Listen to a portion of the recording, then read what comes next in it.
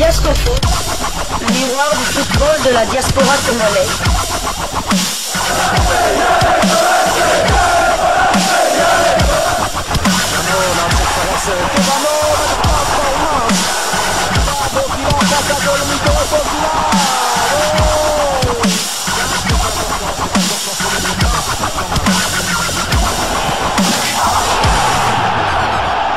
Diasco Foot, le miroir du football de la diaspora congolaise.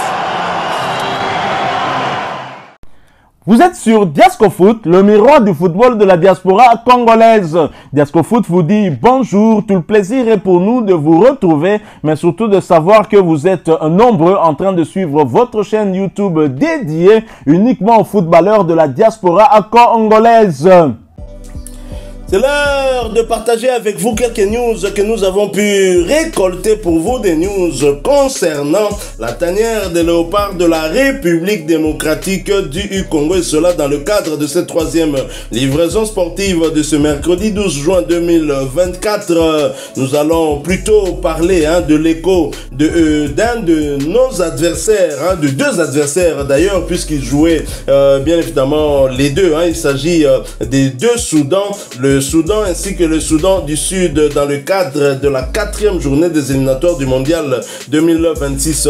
Élim mondial 2026, le Soudan corrige le Soudan du Sud et prend la tête du groupe B devant le Sénégal et la RD Congo, titre Africa Top Sport. Après sa victoire 0 but contre 2 contre la Mauritanie lors de la précédente journée, le Soudan explose le Soudan du Sud et prend seul la tête du groupe B sous les yeux du président de la FIFA, Gianni Infantino. Les joueurs de James Kwesi Appiah l'ont facilement emporté face aux Bright Stars, 0 but contre 3. Pour le compte de cette 4e journée des éliminatoires du mondial 2026, le Soudan n'a fait que d'une bouchée. Ses voisins du Soudan du Sud dans le derby, c'est Walildi Kidir qui a ouvert le score dans cette rencontre suite à une passe décisive de son coéquipier Omar Taha à la 45e plus 3. Soudan du Sud 0, Soudan 1.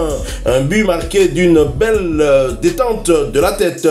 En seconde mi-temps, Yassir Mohamed 51e et Abdel Rahman 78e ont permis au Soudan de s'imposer 3 buts à 0 contre les voisins du Soudan du Sud. Avec cette victoire, les Faucons de Eugédiane sont assurés de finir leader de leur groupe à l'issue de la 4e journée avec 10 points. Ils sont devant le Sénégal 8 points et la RD Congo 7 points. Pour l'histoire, le 9 juillet 2011, le Soudan a été divisé en deux États à la suite d'un référendum organisé en janvier de la même année. La République du Soudan et la République du Soudan du Sud ont été créées à l'issue de ce référendum. Voilà donc le Soudan qui prend la tête de ce groupe B. Normal, le Soudan n'a perdu que 2 points et c'était lors de la première journée, ce match nul contre les éperviers du Togo. Pouvons-nous dire que les Soudanais, pas à pas, viennent et commencent à devenir un candidat sérieux pour cette première place qualificative au mondial? Mexique, États-Unis, Canada. Les faits sont là, donc 40% des matchs ont été joués, il en reste encore 60. Donc 6 matchs encore à disputer et le Soudan est leader devant le Sénégal et la RDC. Donc la RDC et le Sénégal sont en train de pourchasser le Soudan. Donc le Soudan, en vue de ses résultats, c'est tout à fait mérité. C'est la seule équipe de notre poule qui a fait 6 sur 6 en déplacement, vu que la RDC a perdu du côté du Soudan justement et que le Sénégal avait perdu 2 points du côté du Togo. Et cette équipe du Soudan, ces 3 derniers matchs, c'est la seule équipe aussi qui n'a pas encaissé un seul but à l'extérieur et elle a marqué 5 buts lors de ces 2 sorties à l'extérieur. Il faut savoir aussi que le Soudan, bien à cause de ce qui se passe, de la guerre qui sévit au Soudan, jouera tous ses matchs à l'extérieur. Donc tous les 10 matchs, elle jouera à l'extérieur et ils sont vraiment à féliciter vu leur parcours. Donc bon, c'est pas terminé, mais on en saura un peu plus lors de la prochaine journée face au Sénégal.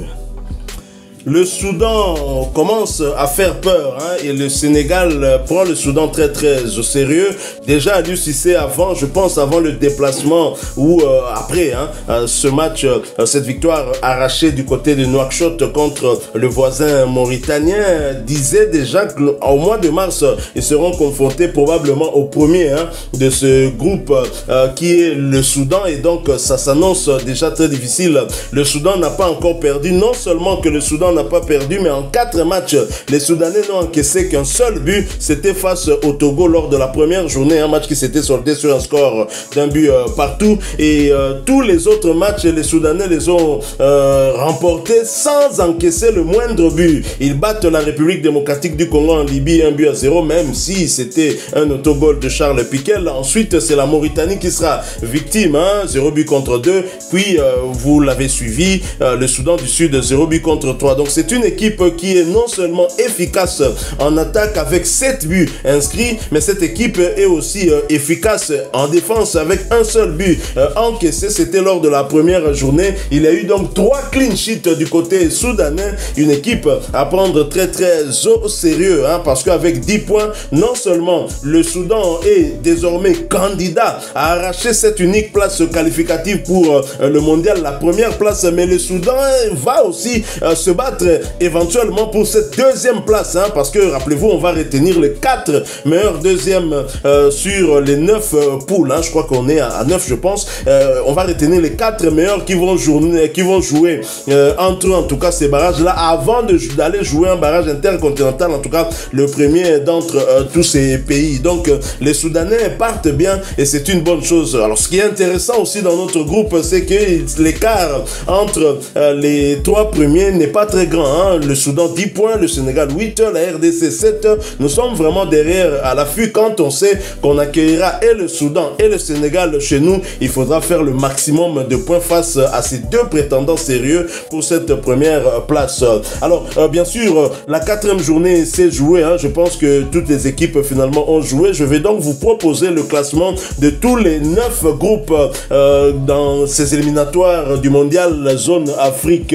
Dans le groupe A, l'Égypte trône en tête avec 10 points, suivi de la Guinée-Bissau 6 points, le Burkina Faso 3e 5 points, la Sierra Leone 4e 5 points, l'Éthiopie 5e avec 3 points, Djibouti dernier avec 1 point. Dans le groupe B, c'est le Soudan qui a 10 points, qui est en tête, le Sénégal 2e 8 points, la RDC 3e 7 points, le Togo 4e 3 points, le Soudan du Sud 5e 2 points, la Mauritanie ferme la marche avec un petit point.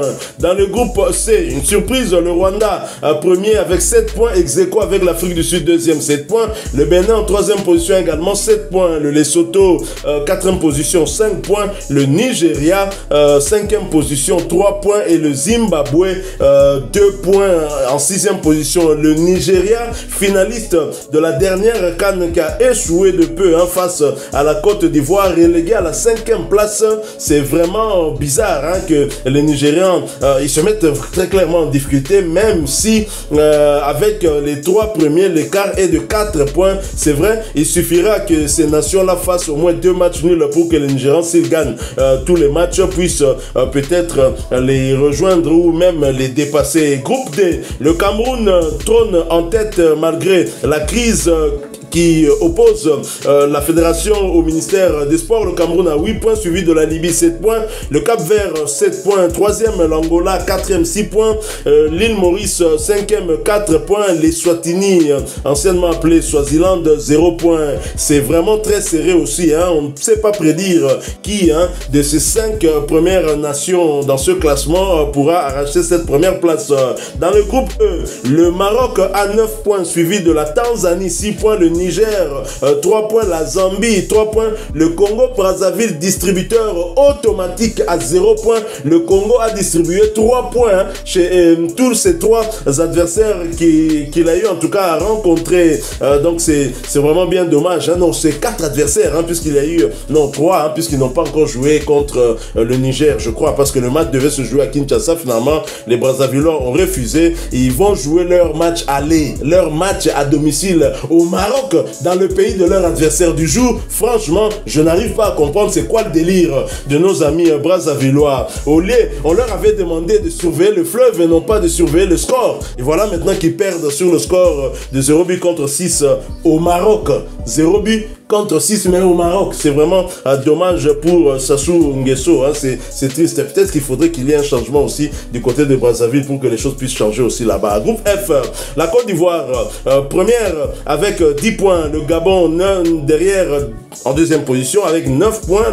Le Gabon peut jouer son va-tout dans ce groupe. Le Burundi, attention, notre voisin du Burundi à 7 points peut également jouer les troubles faits. Le Kenya, 4e, 5 points. La Gambie, 5e, 3 points. Les Seychelles, distributeurs automatiques avec 0 point. Groupe G, l'Algérie trône en tête avec 9 points. Le Mozambique, 2e avec 9 points. Le Botswana, 6 points. Et 3e, la Guinée-Conakry qui a raté une belle occasion d'être ex-aequo avec l'Algérie ou peut-être de passer devant. Après leur belle victoire du côté de l'Algérie, la Guinée-Conakry s'est inclinée face au Mozambique à la maison. Kaba Diawara, c'est quoi le problème? C'est quoi le délire? La Guinée donc 4e avec 6 points. L'Ouganda également 6 points. 5e, la Somalie dernière. La Somalie en 6e position, donc distributrice automatique avec 0 point. Dans ce groupe, tout peut en tout cas se faire malgré cette bêtise qu'a eu à commettre cette équipe de Guinée en perdant à domicile, mais tout reste encore possible puisqu'il y a que un écart de 3 points entre on va dire les 4e et 5e et les 3 premiers qui ont chacun 9 points. Groupe H, la Tunisie 10 points, la Namibie 8 points 2e, le Libéria 3e 7 points, le Malawi 4e 6 points, la Guinée équatoriale 5e 3 points, le Sao Tomé et Principe 6e dernier avec 0 points, distributeur automatique. Enfin, le groupe I avec le Comores qui domine et qui occupe la première place avec 9 points, ex-aequo avec le Ghana 2e 9 points, le Madagascar 3e 7 points, le Mali, curieusement le Mali relégué à la 4e place avec 5 points, la République centrafricaine 5e avec 4 points, le Tchad distributeur automatique et 6e et dernier avec 0 points. Donc voilà un peu la situation dans tous les groupes.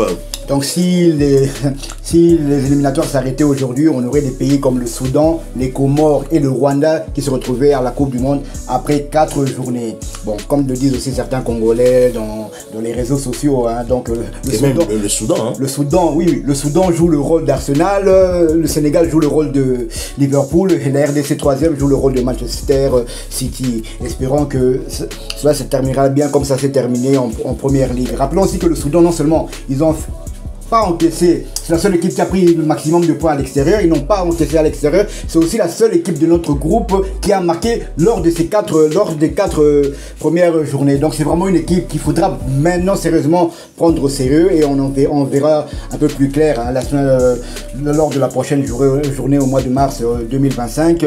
La RDC va recevoir le Soudan du Sud, puis je pense que le Sénégal va recevoir ou bien le Soudan. Enfin, il y aura une confrontation entre le Soudan et le Sénégal. Oui, tout à fait. Et bien sûr, personne ne pouvait voir le Soudan venir. Un pays en guerre qui joue ses matchs à domicile, loin de ses terres. Et voilà, les Soudanais qui trônent en tête et de la plus belle des manières avec 7 buts inscrits en 4 matchs, un seul but encaissé. Il faut le faire. Voilà qui met fin à cette 3e livraison sportive de ce mercredi 12 juin 2024. Si vous l'avez aimé, laissez-nous un maximum de j'aime. Merci de partager avec nous en commentaire votre point de vue. Abonnez-vous sur cette chaîne si vous êtes nouveau. N'oubliez pas d'activer la petite cloche de notification histoire de ne plus rien manquer des prochains sujets que nous allons vous proposer. Encore une fois, merci à vous avec espoir de vous retrouver bientôt dans un autre sujet d'actualité. En attendant, portez-vous bien et Diasco Foot vous dit au revoir.